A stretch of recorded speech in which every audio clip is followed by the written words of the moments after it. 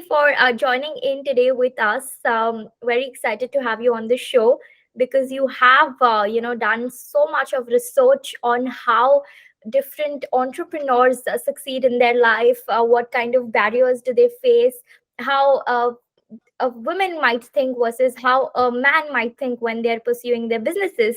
So to begin with, I'd love to know about a recent research that you've done with MBA candidates on, women entrepreneurship to learn from you as to what were the findings. And since you're a big advocate for gender diversity in the tech industry, I would want to gather some views from you as to how do you think as an investor, female entrepreneur's pitch and male entrepreneur's pitch? Yeah, so it's interesting. I would step back and say, first of all, we've done a series of 3 different research papers on the impact and the importance of diversity in the tech sector and the real opportunity that exists there for investors and for entrepreneurs. And each one was a little bit different. One of the recent ones focused on how investors and entrepreneurs think of themselves. Another one looked at how MBA candidates think about their futures.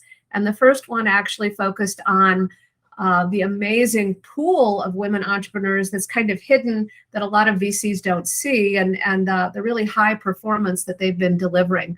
So if I step back and answer your question, I think, which was about how do they pitch differently? Does a man versus a woman pitch differently? I would say that frequently a male entrepreneur fits into the category that's known as fake it until you make it. I don't know if you've heard that term before, but it's really about a lot of self-confidence, about the ability to bluff a little bit, to be a little bit, have a little bit of hubris about their capabilities. And women tend, in general, I don't want to overly generalize here, but women more generally are more realistic and more fact-based. And so they don't try to claim something they haven't already achieved. Whereas a male might think, I know I can do that, so I'm going to claim that. I'm going to grab that territory and call it mine. And a woman might say, I need to go prove it first, and then I'll be willing to talk about it. As a result of that, you'll frequently see that the sales forecast, for example, of a pitch deck from a firm that's led only by men might be a little bit more inflated than one that's led primarily by women. And those are just, they're a little bit general terms, but they're realistic. I mean, I've seen it many times. I've been a founder and CEO of a venture-backed startup myself. And I know it took me a long time to decide that I was ready to do that. And it's silly because, a lot of guys I knew did it 10 years before I did. That's true. But what do you think attributes to a success of an entrepreneur? And then following on to that is my question as to, do those attributes lack in women more than it lacks in a man? Yeah, so one of our research surveys reached out to hundreds of entrepreneurs and hundreds of VCs. And we asked exactly that question. What are the top attributes of a successful entrepreneur in your perception? Of course, it wasn't a quantitative survey of every startup out there, but it was people's opinion. And that matters because what an investor believes is true enough in their mind, and it's how they make decisions. And it was really quite fascinating because male and female entrepreneurs said exactly the same thing. Almost identical views of what they thought were the most important attributes. And it was things like resilience and things like, a vision of where you're taking your company and passion for what you're doing. And interestingly enough, the investors agreed with most of those. But one of the things they put quite high on the list that the entrepreneurs did not was domain knowledge. And so I think it's really interesting that entrepreneurs, think it's all about the technology. But in my world in particular, my firm invests only in B2B software. in that world in particular, you need to know your customer. You need to know what they need. You need to know how to communicate with them, how to explain the ROI of the product that you're selling to them. And your domain knowledge becomes extremely valuable.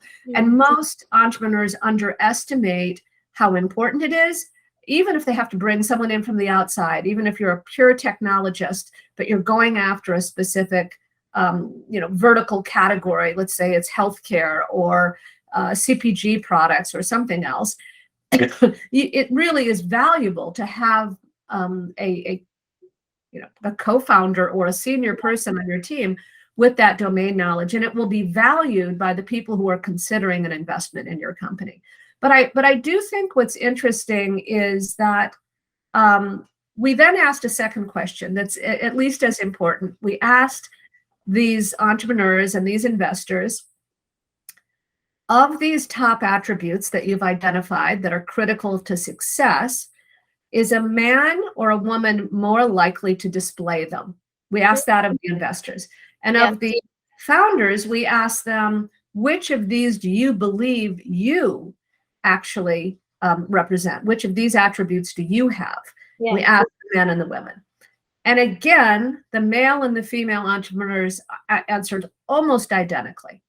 Almost identically in terms of their belief whether they had these attributes, these key attributes or not. And the investors, and I'm talking about hundreds of people I know, which is even more embarrassing because they're people I know in the industry, all here in North America, I will say that. Their answer was almost universally that the men were more likely to display those attributes than the women. Oh, how is this that the investors think different than the entrepreneurs themselves? It's a great question. I don't know the answer. I'm not a PhD research psychologist. I don't know. But I'm fascinated by it because we then asked a second set of questions. We asked them, what do you perceive to be the biggest barriers to success for an entrepreneur? We asked the entrepreneurs again. We asked the VCs again. We split all this data, as you can already tell from what I've said, by male and female respondents. So we knew all of these people. All of the entrepreneurs that were people we had intersected with over years and years of venture investing. So we knew them to be active entrepreneurs and founders. And all of the VCs were people we interact with all the time. And again, the responses came back almost uniform for men and women. There were some interesting nuances in the entrepreneurship, from the entrepreneurs. For example, one of the barriers to success was having the support of your family. Okay. Those people around you. And the men actually felt that they experienced that barrier more than the women. Okay. Yeah. Isn't that interesting? Yeah, I mean, we all think that women face issues with family support, but never heard this in the society that a man is facing issues where their parents are not supporting him. So we thought that wasn't intuitive for exactly the reason you're saying. And we went back and we talked to some of the guys who had responded because we wanted to better understand it ourselves.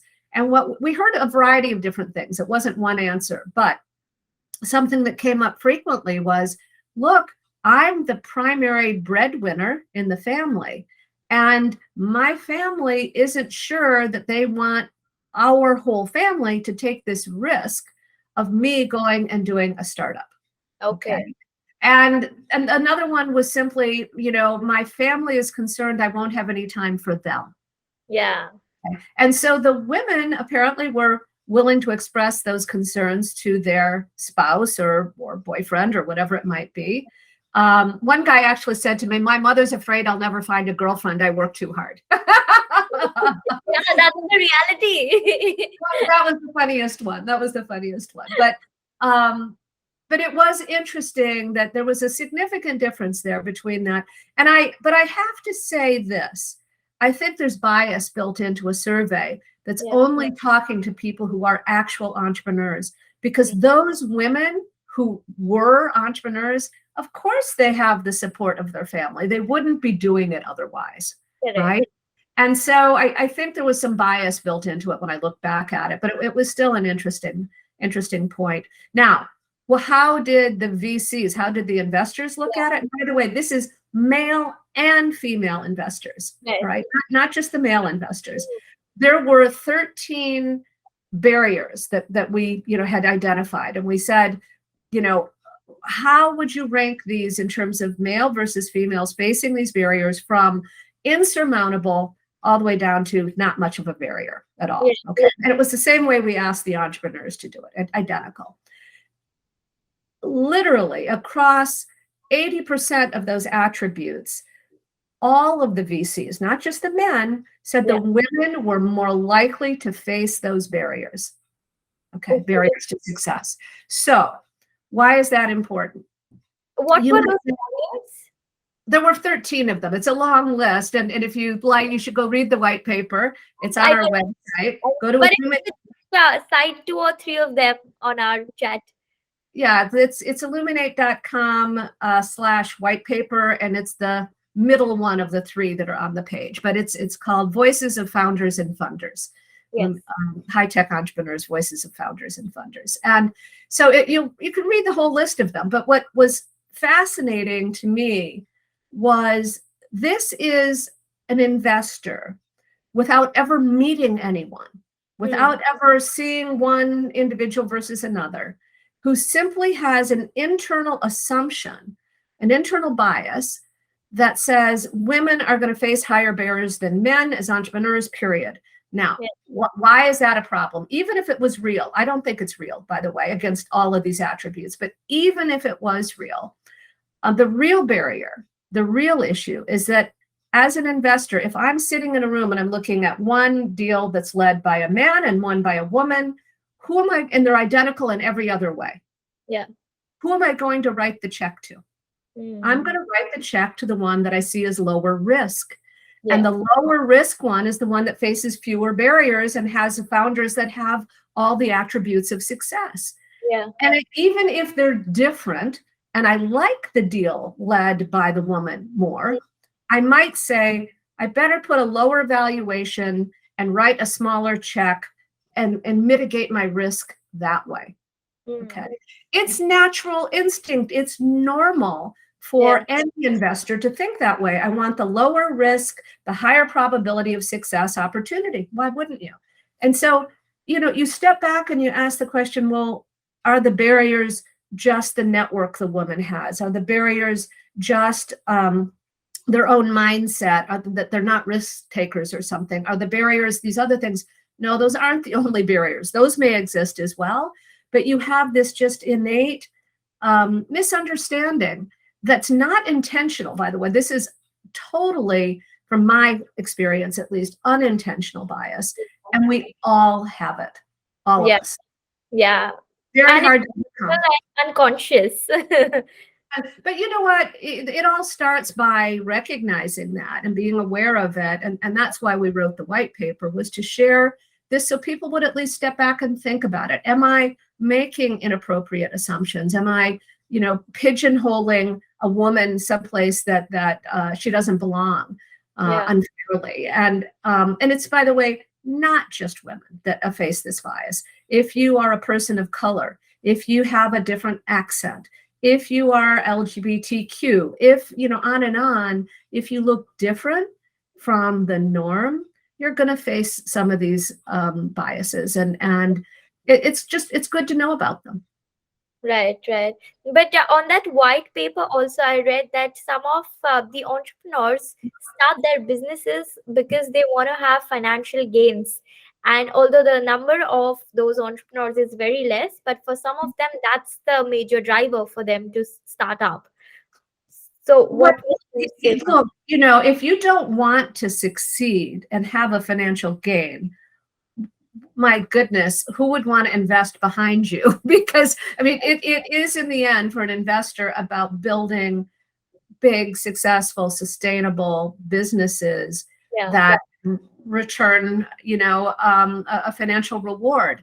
But that it was the primary driver for a very small portion of the entrepreneurs. The vast majority said, it's about bringing something to market that I have a passion for, an idea that I believe in, that I want to bring to the market. And that was their number one driver. None of us have one driver that makes us become entrepreneurs. I mean, you have to take some crazy pills in the morning to be an entrepreneur, right? Yes. They're good pills. It's a good thing to do. I love having been a founder of a venture-backed software company myself, Yeah. founding a venture capital firm. Those are all very entrepreneurial things to do, and they are things I was absolutely passionate about, and grateful that I was able to do. Mm. But there isn't, anyone who does something for just one reason. Yeah. But if you ask a founder in your chat, that too in your first chat, that why have you started this business, and if he or she says that because I want to become financially rich, what would your impression be of that founder in the first go? If that's the only thing they say, I would have a question mark as to whether or not they would have the resilience and the passion to stick with it when times get tough. That would be my biggest concern, because again, if you look at the attributes of success, if you look at that list in the white paper, the top of the list is resilience, right? At top of the list. And I having been through it myself, and for any founder knows this, there are peaks and valleys, and they are continuous. It is not a straight line ever. Anyone who tells you, it was an instant success or anything else, they're sugarcoating it. It's not real. So I would say I would probe deeper if someone says that, to better understand what they're thinking. Yeah. Because if it's just about the money and you see how hard it is, which it is, you may just decide it's not worth the effort too quickly. Understood.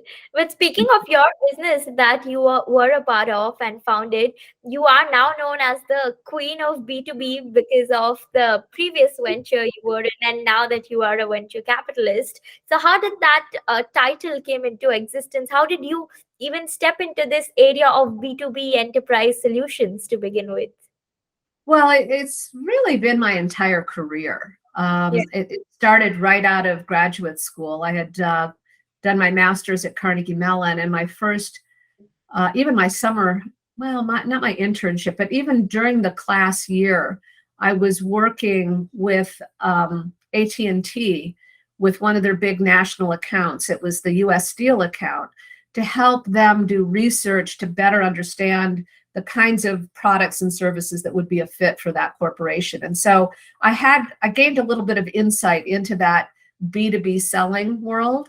Yeah. And I was fascinated by it. I was very interested in it. I had grown up in a family-owned business. It was very industrial, if you want to think of it that way. And as a result, I was open to those kinds of opportunities. I thought they were quite interesting.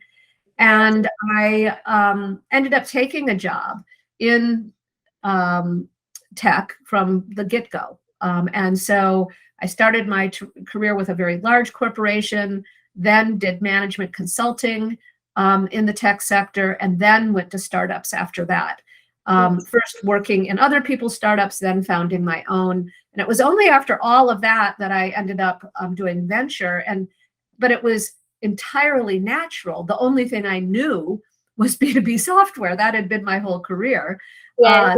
It wouldn't make a lot of sense for me suddenly to go do consumer internet or healthcare investing or biotech or something else. Yeah, but was it difficult for you to convince your LPs to put money into your fund? That's a great question. Yeah. So I will candidly admit that when I launched my first fund, I really didn't know what it would take to raise LP capital, institutional capital for sure.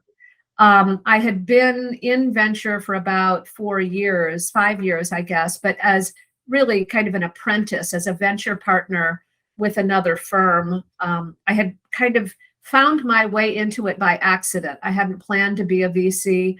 After the company I had built was acquired by a public company, I wasn't really quite sure what I was going to do next. And I was invited by several VCs to work with them as a venture partner.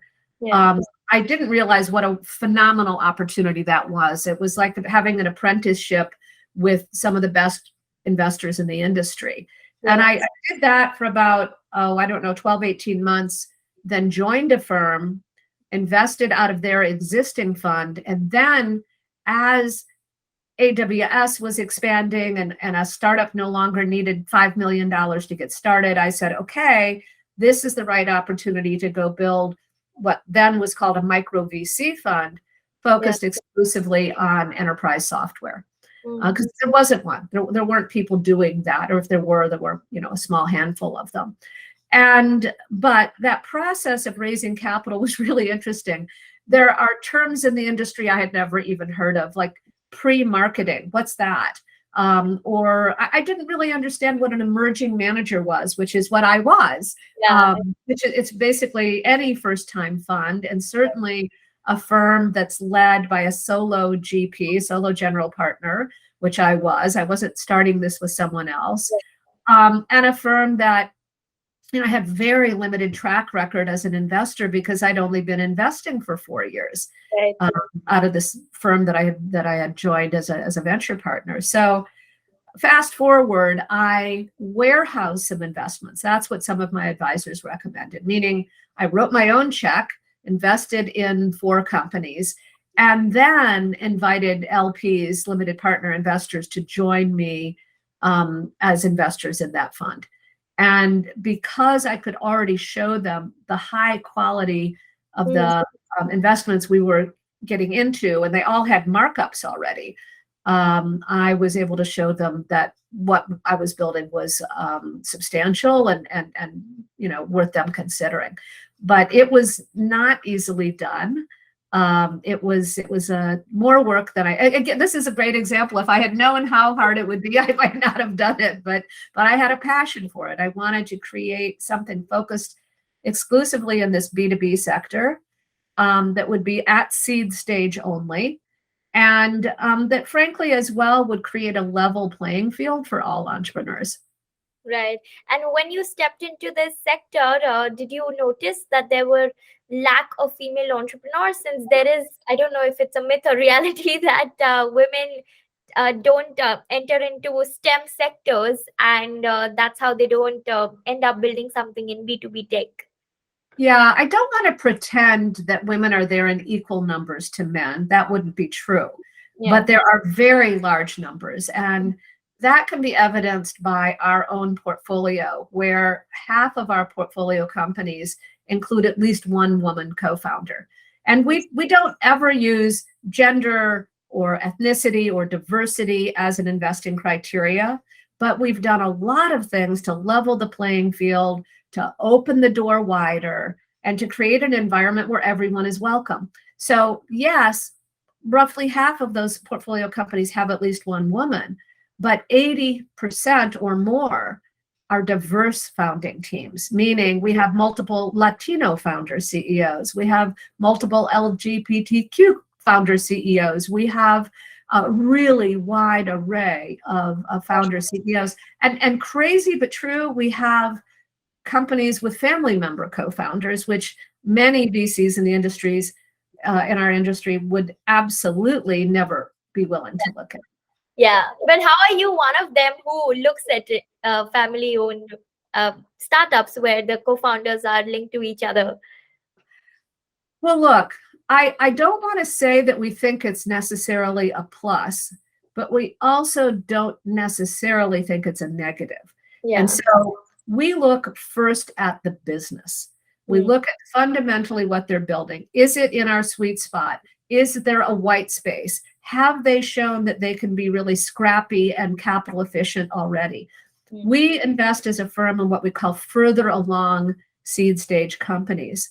And that can mean a lot of things. It doesn't always mean they have revenue, although they frequently do, which would mean, okay, they've already built a product. Right. Sometimes they're a spin out from a large corporation as a team intact. Sometimes they've taken something here in the US that the government offers. They're called SBIR grants, small business grants, that are non-dilutive, basically free capital if you can apply and receive one of those. Sometimes they've bootstrapped by being starting out as an IT service company that found a repeatable business problem, and they're really smart and say, hey, my IT service business, the valuation on that is 1 times revenue. If I take this product that I've built over and over again for my customers and build a SaaS business, that's worth 10 times revenue or more. I guess I'll go do one of those, right? But so I'll give you an example in our portfolio because it might be meaningful for you. There's a company called Content Stack. Content Stack has a husband and wife team among the co-founders. They are both Indian by background. The woman is the CEO. Her husband is the CTO. Okay. And the third co-founder was the VP of marketing and CMO in the company. Yeah. And that company has grown their revenue since we first invested 4 years ago, 40 times, 40, in 4 years. 4 years. Yeah. Wow. Now imagine that kind of growth. They've been unbelievably successful. They are a digital experience management platform, API first, did some very unique things. They are an example of a company that started as an IT service business, spun out this platform. So they were entirely bootstrapped before we wrote our first check. And they were already running at $1 million in revenue, in recurring revenue. Okay, bootstrapped. Yeah. So fast forward to today, they have raised well over $100 million of outside capital. And 2 of the most respected venture capital firms in the world co-led their most recent financing round. It was an $80 million financing led by Insight Partners and Georgian. And they are just a phenomenal business. But when we wrote the first term sheet and went to syndicate that, meaning share it with other co-investors to join us in that financing, every one of them said, I wouldn't touch that with a 10-foot pole, meaning a husband and wife team. Okay. My God. And we had looked very deeply at it. We loved the company, we loved the product, we loved the category.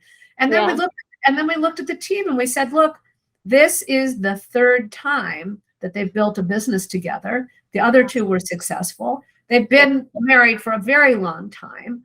They are very, very collaborative. It's clear that the wife is the CEO and makes the decisions. I mean, not that she doesn't take input from everyone in the company, but so we really did our diligence to make sure there were no red flags. And said, yes, this is a deal we can back. We can vouch for this. And a lot of other VCs wouldn't even take a look. And now I would say they regret it because that company, just as the revenue has grown, the valuation of that company has grown, and it's an amazing, amazing business. Wow. I mean, some VCs just don't look at businesses because of this reason. It's like, I mean, they're themselves. Yeah, well, it is a similar issue of pattern recognition that, of course, there have been husband and wife teams that have failed. But there are many that have succeeded. If you look at VMware, it was founded by a husband and wife. If you look at Cisco, it was founded by a husband and wife. And these are amazing businesses today. And it doesn't mean the husband and wife always got along. I believe at Cisco, the husband and wife split apart at one point, but but the business obviously succeeded. That's right. But you also spoke of some of the red flags because of which investors don't invest into our founders. But what are those red flags for you as an investor? Well, I think any entrepreneur, excuse me, who is too lazy to build a prototype or have some proof of concept of what they're building, who just comes with an idea on paper. In the world of the public cloud, all it takes is a credit card and some nighttime work or weekend work to build something. So, that's just lazy. That's a red flag. I would say a founder who, excuse me, hasn't done their homework around understanding what the real customer need is, who thinks it's all about just building great technology, that's Yeah. a red flag for us in the B2B space. Mm. What other things? Yeah, I think if the cap table is really messy, that's Mm. a problem. So if they've taken a bunch of angel rounds and somehow the angels own already 70% of the company, that would be a red flag to us as well. Yeah, but I'm sure founders wouldn't give that much of stake in the angel round. You think that? Not true. We've seen it many, many times. Oh my God. And Yeah. do they do something to reverse it? Do they pivot? Do they pivot? I don't know. We don't talk up to them anymore, so I don't know what they do. Okay, got it. So, what kind of founders do you really like and talk to for the second round, third round, and then ultimately invest into them? Well, I don't think there's one type. Again, we look for these further along companies that are already relatively established, one way or Okay. another. If they've managed to do something, that it's a team that worked together before or something, right? That causes them to look different than your average startup. So that's Yeah. a starting point. And then, we get excited when we see that they've spent a lot of time really understanding the business problem, that they're very clear on what the ROI story is that will be meaningful to the customer, and that they can deliver, they have a product where the ROI can be delivered quite rapidly. Especially in the economy we're in today, that's important, but it's something we've always looked for. Right. And you also said that founders who enter into that white space in the market where they can develop something from scratch Yeah. uh, is the type of founders you would love to invest in. But what if it's a crowded market and yet they can be a disruptor by way of their growth? Because we see so many companies in food and beverages, for example, they come into the same segment where big conglomerates are operating, yet they come and just get the customers. Well, they have to have something that's quite unique. Okay. So if you think about it, who's done that? The best example, of course, is Salesforce. Yeah. Salesforce came into a very crowded market. There were lots of sales automation tools, but no one was delivering it as a SaaS solution. They Yeah. were the first, or amongst the first. And so because of that, and because they had tremendous sales and marketing skills, not because they had deep technical skills, although they did, but they won because they brought a product to market that could serve a much broader set of customers. It sounds ridiculous, but before SaaS, you had to write a very large check to be able to use software because you paid for it once upfront, one-time cost. Yeah. And so a license might be $1 million. Well, no small business could afford that. And so the kinds of products that a small business could use were entirely different capability level of what the large corporations could use. Yeah. Today, those capabilities, the functionality is nearly merged. I Right. can be a startup and use the same tools. I can be a startup and use HubSpot, or I can be a very large corporation and use it. Yeah. Same with Salesforce or other tools. And so my point, more simply, is that if you're going to enter a crowded market, you better have something really distinctively different. It should be either your go-to-market strategy is advantaged in some way. You have a channel partner that's going to embed you in everything they do, or your market that is much different from what everyone else is targeting. Like Salesforce, it was entirely different. They could go after this whole mid-market that most other tools weren't addressing. Something has to be really, really different. Yeah, yeah. You Understood. can't just go and compete head to head with the big boys. In a crowded space, there are just too many choices. Yeah, yeah, that's right. But when a founder comes to you with a good prototype, don't you question them that why don't you think that a conglomerate hasn't done this if they have the ability and resources to do it? And what if they replicate the same thing as you've done? Do you ask that question to the founders? Yeah, we're always looking for, I think what you're really asking is, do we look for a defensible moat? Do Yeah. we look for some aspect of their business that's defensible? I think the misunderstanding is that the defensible moat is not always the technology. It Mm. can be the go-to-market strategy. It can be your business partnerships. It can be the unique market that you choose to serve. It can be a variety of different things.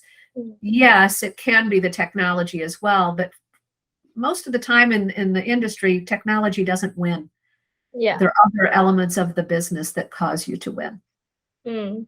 Yeah, that's right. But how would you define B2B? It's a very crowded market again. So in that also, if for a layman to understand what B2B market is and what kind of sectors are present in B2B, if you could just tell Uh, us. so any software product that is sold from one business to another, it's that simple. Now, there are certain areas of it we don't target. We don't do, for example, cybersecurity, and we don't do healthcare IT, even though those are B2B sectors. So we think you ought to be a specialist to invest in those sectors, and we're not.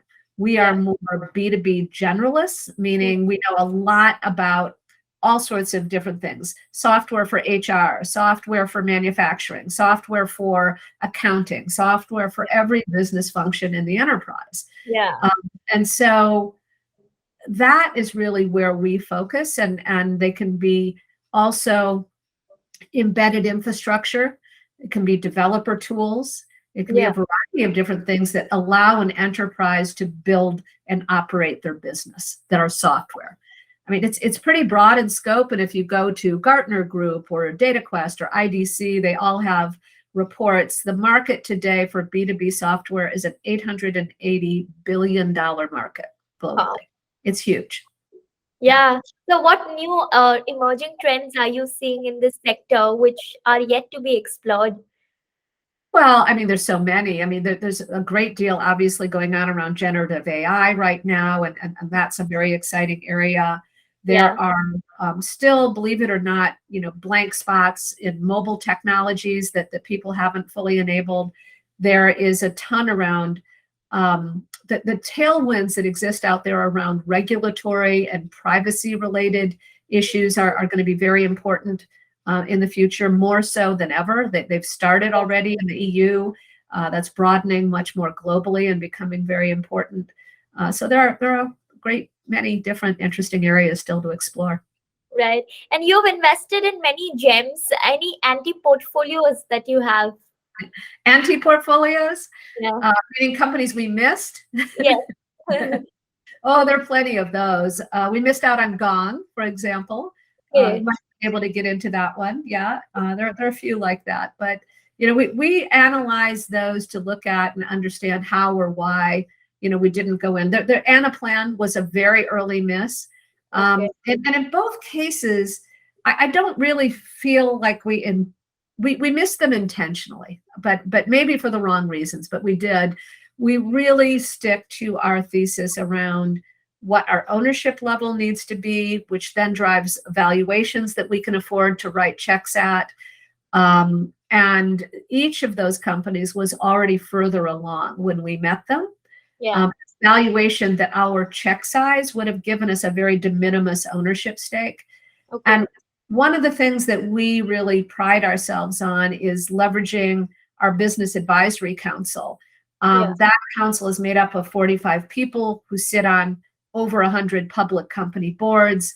They've sat on 250 private company boards. They're really an amazing group of people, all in the B2B category. And we can't leverage those skills and resources when we own 1% of a company. We can't afford to do that. Right. So yeah, those are two examples of companies that now you look at and say, wow, that would have been cool to be a part of those. Yeah. We really just stuck to our guns and said we've got to invest in what we said we would invest in. Yeah. Like for you, content stack worked, but for others, it might be in their anti-portfolio. For so many of them, in fact. That's right. That's right. That's right. Yeah. I need to wrap. Is there any other question that you have? One last question. So since you're so supportive of women entrepreneurs, you've also been the founding member of Chief, which is now a $1 billion business. So if you could talk about that, how did you come into that group of building a business for women at CXO levels? I'm not sure I followed that. The founding member of what? Chief, I saw your picture there. I don't know that I am. Okay, I saw your picture vividly present there on their website. I'll send it to you. Yeah, I'm not aware of that. That's really interesting. Maybe Yeah, they just put me there. maybe looking at your stature, they must have put you there. In some way or the other, you must have supported them in the initial stage. Yeah, I have to look at that. I've been involved in a number of nonprofits supporting women's entrepreneurship for Yeah, 20 years. nice. And I care about it deeply. I've been focused on that at Carnegie Mellon. We have student interns. We've had more than 100 students, MBA students, graduate through our program so far, and more than half of those are women and 3/4 from diverse backgrounds. So we Yeah, do many different things to, try to have an impact on creating a more inclusive environment. And some of those are philanthropic, others are collaborative, like our internship program. But we do that with an intentional view of bringing more diversity into the tech sector, for sure. We don't do that with our portfolio, but we do with even our advisory council yeah. is 3/4 diverse, Mm. and more than half women on that advisory council as well. Wow, you're definitely bringing about a good change. And I'm sure people who are listening to this would love to apply to your programs and be under good company so that they can also breed and nurture the next set of generation. But with that, I really thank you, Cindy, for being on the show with us and giving your time. Thank you. It's a pleasure. Take care.